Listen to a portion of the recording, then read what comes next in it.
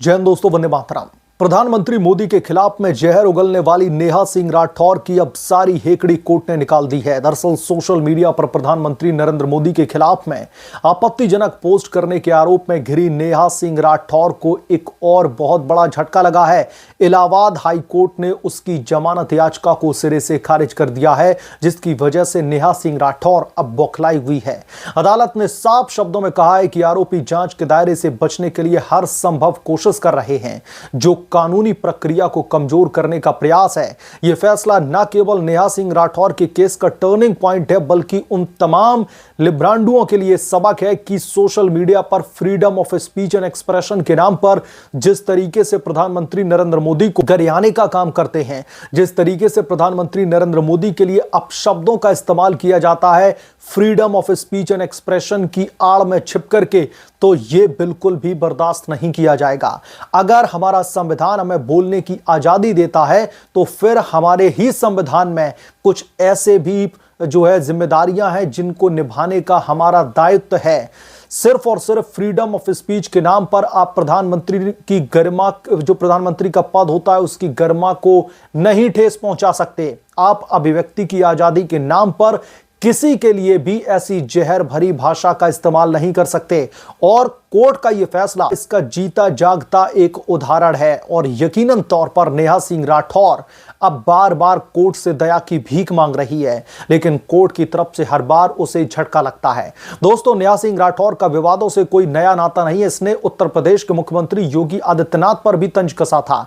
उनके खिलाफ में भी इस तरीके की इसने टिप्पणी की थी, जिसके बाद में इसके खिलाफ में एफआईआर दर्ज की जाती है।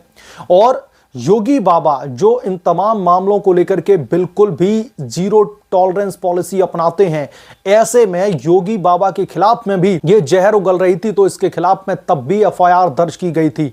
और जब पहलगाम अटैक हुआ था, वहां पर पूरे देश दरअसल इस अटैक की भर्त्सना कर रहा था, इस अटैक की घोर निंदा कर रहा था। लेकिन नेहा सिंह राठौर इस मामले में भी जो विपक्षी पॉलिटिकल पार्टीज हैं, उनका एक तरीके से एजेंडा चला रही थी। लगातार कई इसके सोशल मीडिया अकाउंट के द्वारा पोस्ट किए गए, जिसके बाद में प्रधानमंत्री नरेंद्र मोदी को निशाना बनाया गया। इसके खिलाफ में इसके कई सारी एफआईआर दर्ज की गई। आईपीसी की धारा 153 समुदायों के बीच में वैमनस्य फैलाना, 505(2) सार्वजनिक शांति भंग करने वाली अफवाहें, और आईटी एक्ट की धारा 66(a) के तहत इसके खिलाफ में मामला दर्ज हुआ था।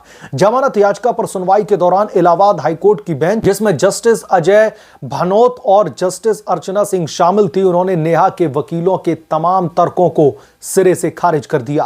अदालत ने अपने आदेश में कहा कि आरोपी नेहा सिंह राठौर जांच प्रक्रिया से बचने के लिए लगातार प्रयास कर रही है। जमानत पर रिहा होने के बाद भी वो सोशल मीडिया पर समान प्रकृति के कंटेंट पोस्ट करती रही है, जो जांच को प्रभावित करने का स्पष्ट इरादा दर्शाता है। कोर्ट ने यह भी नोट किया कि नेहा की गिरफ्तारी उससे बचने के लिए कई बार वो स्थान बदलने की भी कोशिश करती रही, और उसके फोन से रिकवर हुए डेटा में अन्य आपत्तिजनक मैसेजेस भी मिले हैं। अभियोजन पक्ष के मुताबिक पोस्ट ने उत्तर प्रदेश में पाकिस्तान समर्थक भावनाओं को भड़काने का काम किया, जिससे सामाजिक तनाव बढ़ा। नेहा सिंह राठौर के वकील ने तर्क दिया कोर्ट में कि अभिव्यक्ति की स्वतंत्रता का मामला है और पोस्ट व्यंग्यात्मक था, लेकिन अदालत ने इसे राष्ट्रीय सुरक्षा के खिलाफ में करार दे दिया। यह केस 3 अक्टूबर को दोस्तों शुरू हुआ था साल 2024 में, जब लालगंज पुलिस ने नेहा सिंह राठौर को गिरफ्तार किया था। निचली अदालत ने 15 दिनों की रिमांड दी, लेकिन हाई कोर्ट ने अब जमानत को खारिज करके जांच को तेज करने के संकेत दे दिए हैं। तो नेहा सिंह राठौर, अभिव्यक्ति की आजादी के नाम पर आप किसी भी मुद्दे पर देश के प्रधानमंत्री को लपेटने की कोशिश करते हैं। आलोचना करने का भी एक दायरा होता है, आलोचना गालियां देकर के नहीं की जाती। पुलिस ने बताया कि नेहा के सर्कल में कई अन्य ऐसे एक्टिविस्ट और भी शामिल हैं जिनकी जांच चल रही है। यह घटना सोशल मीडिया के दौर में राजनीतिक व्यंग्य की बढ़ती चुनौतियों को उजागर करती है। एक तरफ जहां नेहा सिंह राठौर जैसे क्रिएटर डिजिटल डिसेंट का हथियार बना करके कहीं ना कहीं इस देश के तमाम वो जिम्मेदार लोग जो एक गरिमा वाले पद पर बैठे हुए हैं, उनकी गरिमा को ठेस पहुंचाने का यह काम करती है। दरअसल जो मामले तमाम दर्ज किए गए हैं नेहा सिंह राठौर के खिलाफ में, इसकी वजह से इसकी जो तमाम मुश्किलें, जो तमाम कानूनी पचड़े हैं, इसमें यह घिरती जा रही है। कानूनी विशेषज्ञ डॉक्टर राजीव धवन कहते हैं कि अभिव्यक्ति की आजादी अनुच्छेद 19(1)(a) के तहत संरक्षित है, लेकिन यह सार्वजनिक व्यवस्था और राष्ट्रीय अखंडता से टकरा सकती है। नेहा सिंह राठौर का केस सुप्रीम कोर्ट के शांतनु मुखर्जी जजमेंट यानी कि 2021 का जो मामला है उसकी याद दिलाता है, जहां पर व्यंग्य को संरक्षण दिया गया था, लेकिन यहां पर इरादा साफ था, नफरत फैलाना। दूसरी ओर बीजेपी के प्रवक्ता सुमित पात्रा ने ट्वीट करके कहा है कि कांग्रेस समर्थित ट्रोल्स अब पाकिस्तान की भाषा बोलने लगे हैं। नेहा राठौर का केस देशभक्तों के लिए चेतावनी है। विपक्षी दलों ने इसे प्रेस फ्रीडम पर हमला बताया, लेकिन अदालत का फैसला यह साफ तौर पर दर्शाता है कि जितने भी ऐसे अराजक तत्व हैं जिन्हें लगता है कि हम freedom of speech and expression के नाम पर कुछ भी हम जहर उगल देंगे, तो ये बिल्कुल भी बर्दाश्त नहीं किया जाएगा। खाएंगे ये लोग हिंदुस्तान की, लेकिन बजाएंगे पाकिस्तान की। इन्हें हर एक मौका चाहिए पाकिस्तान को प्रेज करने के लिए। हिंदुस्तान में इन्हें वंदे मातरम कहने में शर्म आती है, इनसे बोल दीजिए भारत माता की जय बोल दीजिए तो इन्हें शर्म आने लगती है। लेकिन पाकिस्तान को प्रेज करने के लिए इनको बहाने चाहिए। भारत की सरकार पर सवाल खड़े करने के लिए तैयार बैठे हैं, लेकिन पाकिस्तान के खिलाफ में मजाल है इनके मुंह से कुछ एक शब्द भी निकल जाए।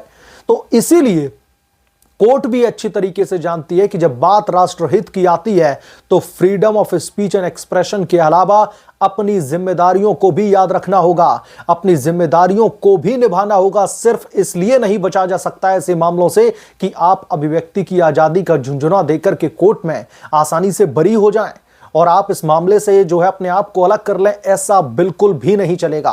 और कोर्ट के दोस्तों इस बड़े फैसले ने कहीं ना कहीं इशारों में बता दिया है कि नेहा सिंह राठौर जैसे और भी जितने लोग हैं जो freedom of speech and expression के नाम पर विपक्ष का एजेंडा जो है चलाने का काम करते हैं, प्रधानमंत्री मोदी को गालियां देने का काम करते हैं, सीएम योगी को गालियां देने का काम करते हैं, तो यह बिल्कुल भी नहीं चलेगा। आप सवाल पूछिए पायजामे में रह करके। अगर आपको सवाल पूछना है तो हद में रह करके सवाल पूछने चाहिए। आप किसी से भी सवाल पूछने के नाम पर उसकी छवि को, उसकी गरिमा को ठेस नहीं पहुंचा सकते। अभिव्यक्ति की आजादी के नाम पर जिस तरीके से विपक्षी एजेंडा ये चलता है, जिस तरीके से विपक्षी ट्रोल्स जो है एक तरीके से गिद्ध की तरह टूट पड़ते हैं, ये सब कुछ कोर्ट के भी जो है नजर में है और इसलिए कोर्ट ने यह बड़ा झटका दिया है और इसीलिए बौखलाई हुई है नेहा सिंह राठौर। नेहा सिंह राठौर को लग रहा था कि प्रधानमंत्री मोदी को गरिया के, योगी बाबा को गरिया के ये ऐसे ही जो है अभिव्यक्ति की आजादी का झुंझुना दिखा करके बच जाएंगी, लेकिन इन्हें पता नहीं था कि योगी बाबा से इनका अब जो है पाला पड़ा है और प्रधानमंत्री मोदी के खिलाफ में पहलगाम अटैक के बाद में जो जहर उगला गया है वो सब कुछ उसका हिसाब किया जा रहा है। तो कुल मिलाकर के इलाहाबाद हाई कोर्ट का यह फैसला नेहा सिंह राठौर के लिए अब गले की फांस बनता हुआ दिखाई दे रहा है। और सबसे बड़ी बात यह है कि इसके खिलाफ में कार्रवाई होने के बाद भी सोशल मीडिया पर इसने बैक टू बैक कई सारे ऐसे वीडियोस डाले हैं जिसमें आलोचना के नाम पर पर्सनल अटैक ज्यादा दिखाई देता है। तो करते रहिए आप freedom of speech and expression की बात, कोर्ट भी अपना काम करेगी। तो अब कोर्ट के इस बड़े फैसले के बाद में राजनीतिक गलियारों में भयंकर हड़कंप है। कांग्रेस पार्टी से खुला समर्थन है, खुली जो है इनको कहीं ना कहीं प्रमोट किया जा रहा है, समर्थन किया जा रहा है कि भाई पॉलिटिकल वेंडेटा के तहत कार्रवाई की जा रही, जो भी कुछ बोलेगा उसकी आवाज को दबाने के लिए मोदी जी ये सब कुछ करने लगेंगे। लेकिन जरा शब्दों का इनका चयन तो देखिए। पाकिस्तान को प्रेज करने के लिए इनको बहाने चाहिए, खाएंगे हिंदुस्तान की बजाएंगे वहां की। तो अब कोर्ट के इस बड़े फैसले पर आप क्या सोचते हैं, आपकी क्या राय है? जो भी आपकी राय है हमें कमेंट करके जरूर बताएं। जल्द मिलूंगा किस दूसरे बड़े अपडेट के साथ में, तब तक के लिए धन्यवाद। अगर आप लोग चैनल पर नए हैं तो प्लीज चैनल को सब्सक्राइब करें, साइड बने बेल आइकन को जरूर प्रेस करें ताकि जब भी मैं कोई बड़ी खबर लेकर के आऊं तो इसकी जानकारी सबसे पहले आपको मिले।